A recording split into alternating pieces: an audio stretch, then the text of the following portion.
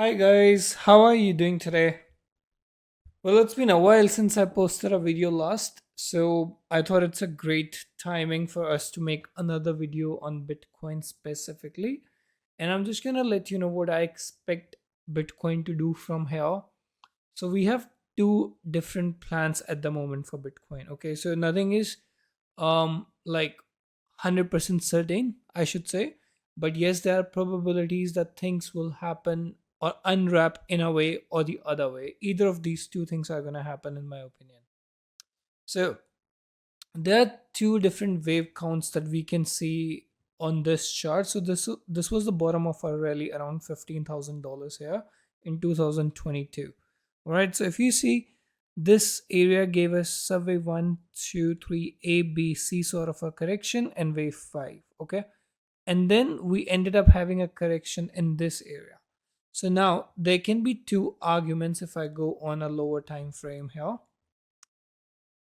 which is this entire wave either could be considered as ABC, or this could be considered as 1 and 2 for the new wave up. All right, so there's a little bit of confusion because just here, like on a normal BTC spot chart, you do not see BTC making a new low. But as soon as you go on a futures chart, you see BTC making a new low, which technically um, eliminates the case of wave 1 and 2, because wave 2 cannot go lower than wave 1, right? I'll explain it to you. All right, just check here. So this wick came lower than this. So if we are thinking this is wave 1 and a 2 for the new wave up, so that is like that just invalidates the idea because wave 2 cannot go lower than the wave 1. So that tells me it could be ABC as well. Okay. Now moving back to our previous chart here.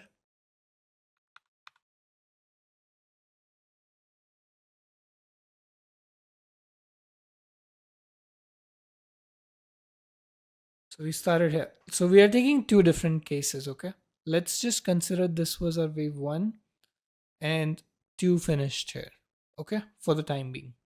And then this entire wave gave us 1, 2, 3, and a 4, and a fifth wave here to the upside.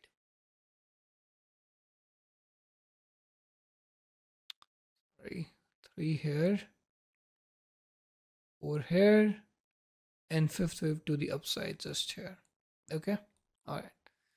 But if this is the count if we are taking into consideration for the time being.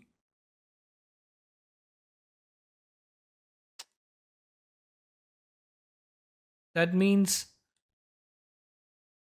this wave has to be A, B, and a C. Alright, which is our extended A, B, and C. Alright. Okay.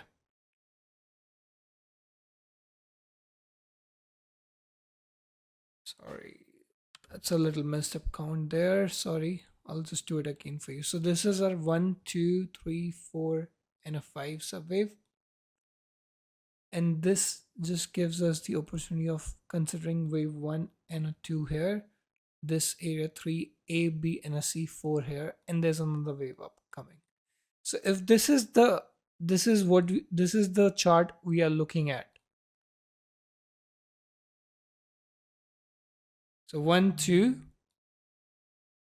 then you have 1 2 3 4 and a 5 to make our third major wave here, and this gives us A, B, and a C. Okay, in that case we have another all-time high coming up, which means another wave up, which also makes sense in a way because we are retesting our region of previous all-time high 2000 from 2021 for the first time ever. We have never done this before. Okay, after we went up, even this wick here you see around 74 800 was never retested this area of previous all-time high. So this is the first time happening.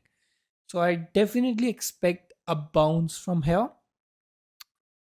Depending on the count we are considering, we have two expectations, which is either we are going to make another all-time high towards 180 to $200,000. Is that a possibility? 100% there's a possibility.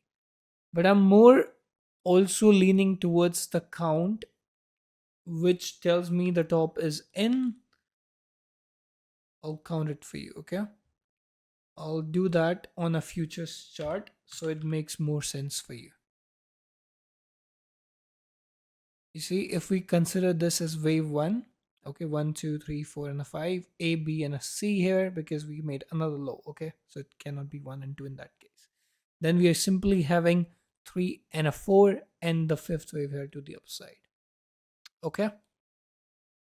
Now I can easily subdivide all this area as well.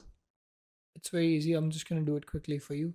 Let's start a count from here, one and a two. Okay, then you have one, two, three, A, B, C, four, and a five. That gives us three. This gives us four. And we can also validate the idea that fourth wave did not come in this first wave area. Okay, and then you have a fifth, and then you have a correction. Okay, now what are the expectations from here? What is something that I'm betting on personally at the moment? Now we need to understand, when we look at this downtrend, we can clearly see this is an impulsive move because we get wave one, then you have A, B, and C sort of a correction, which gives us wave two towards the downside. Three, again A, B, and C type of a correction. Four, and this is your fifth wave. Okay. Okay.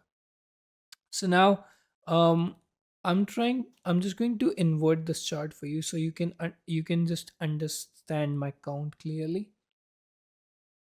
You have one and a two, three and a four, and a five. That just makes all sense, isn't it? Like, we have five waves finishing here, and we are expecting a bounce into the all-time high region. That's perfect. But here, if you go on smaller time frame, let's say 4 hours for now, there's a possibility for us to make another low on Bitcoin, which is, let's say this is our wave one and a two for now, and then you have three, and you have A, B, and C will be coming up, let's say towards this region, and there's another fifth wave. Well, this is a case. Well, if that happens, if we see another low towards, like, let's say anything lower than this, and we, because it could be possible that we get a truncated fifth wave. So if that happens, I'm expecting it to make like a B wave formation completely. So from here to here, okay, you see one, two, three, four, and a five. So then you can expect Bitcoin to move towards this resistance clearly as your first target, this region, okay, which is going to be $94,000 region. And then you can take this region as the second target, which is around 110, 105. So this area, 108,000 region. Now, so what should be a plan moving forward for Bitcoin if you like to trade in Bitcoin? Yeah, we need to give a little bit of room for it to make a bullish divergence on daily and weekly and 3D time frame, because as of now we do not have any sort of a bullish divergence on RSI, correct? But if we get another low here, which is the fifth subwave that I'm talking about, so that means that will just give us a 3D bullish divergence, and when that happens, we'll just shoot to the upside. Either way, let's say you are looking to buy some Bitcoin on spot, or you can do some leverage, as long as you can manage your risks clearly. You have from this current point about 40% of move coming up, and that will happen whether you like it or you don't like it. Okay, so but we need to consider there's a possibility of getting a one more subwave towards the downside. So if that happens, you can just do a DC and just hold it to get towards $94,000 region for target one, and then $108,000 region. That's my plan. Anyway, in either of the cases, I'm expecting a bounce first To conclude, yes, there's a possibility to make another all-time high. Are we certain on either of the cases? Absolutely not, because you have different charts for futures and spot. That's where the confusion is like for me personally. So what I'm gonna do, I'm just betting on a bounce and then we trade from level to level. But do not be surprised if you see a new all-time high, because that's very much possible. We are sitting on a previous all-time high region which has never been retested before. So buyers will definitely step in and it's not going to crash from here. That was the point.